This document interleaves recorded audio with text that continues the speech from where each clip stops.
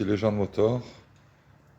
Alors aujourd'hui, on est sur la partie fuite, compteur, contour, mano, tout ça. Donc là, on a changé la petite sonde de température d'eau. La dernière fois, au fond là-bas caché, derrière le truc qui brille, il y a la sonde de pression d'huile. Et on a aussi, donc là, bon, bah, c'est dans le faisceau, ça part en fait à la boîte, non, au réservoir. Donc ça, ce sera le fil pour le réservoir d'essence. Donc aujourd'hui, on va continuer de s'occuper des compteurs. Donc on a une bonne partie électrique qui a été montée. Hop. Donc nous avons le mano d'essence, le mano de température d'eau. Là, nous avons le mano de pression d'huile. Et là, nous avons le voltage de la batterie. Là, ici, nous avons le compteur. Et on va s'occuper, hop, que je n'abîme rien, de la partie, en fait, face avant. Il y a ce petit bouton, en fait, que je vais installer à la place du voyant stop. Donc en fait, ça c'est le petit bouton où on peut afficher le digital ici. Donc là, il y a la partie en fait faisceau, il faut tout raccorder, le plus lumière, les sondes et aussi le plus des manos.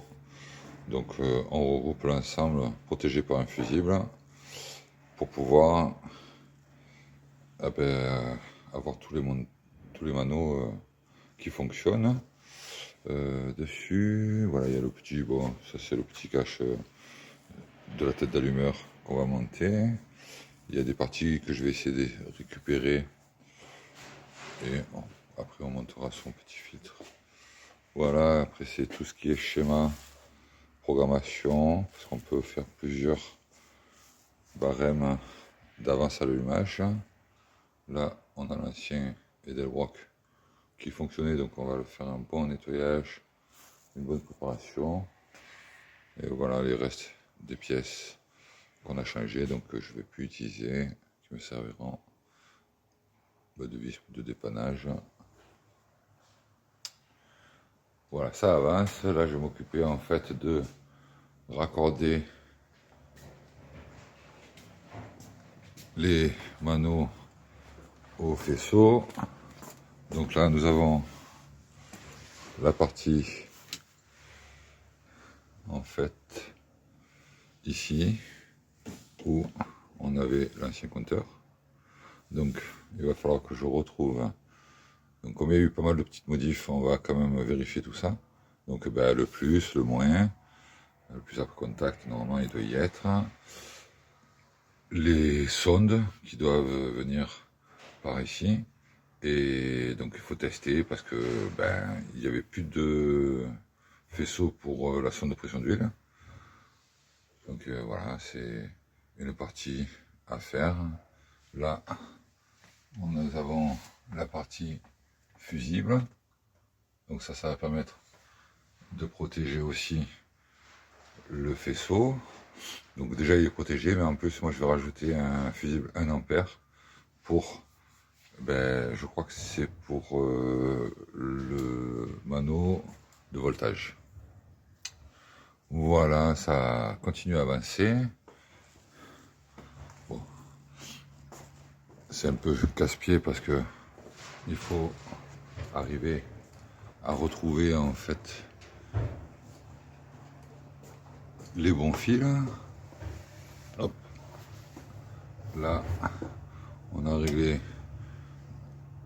J'avais le joint neuf, mais ça suintait un petit peu, donc on l'a colmaté. Ici aussi, une petite fuite. Là, même avec les collines neufs, ça suintait un petit peu. Bon, c'est pas des grosses gouttes, mais voilà, c'est des trucs à faire. Donc, c'est fait. Une fois que tout ça est fait, ben, on va pouvoir rouler avec et commencer à entamer son rodage. Donc, ben, à l'ancienne, hein, 1000 premiers kilomètres, on fait vidange, réglage culbu. Et arrivé à 5000, on a le rodage définitif. Voilà. Et là, on pourra exploiter la puissance. On a pas mal d'avance à l'allumage, donc a priori, la culasse haute pression avec les pistons usinés, ça devrait développer une bonne puissance. Voilà. Ben, en avant pour le casse-tête chinois, hein, c'est faisceau électrique. Et après, une fois que tout est fait, on pourra améliorer.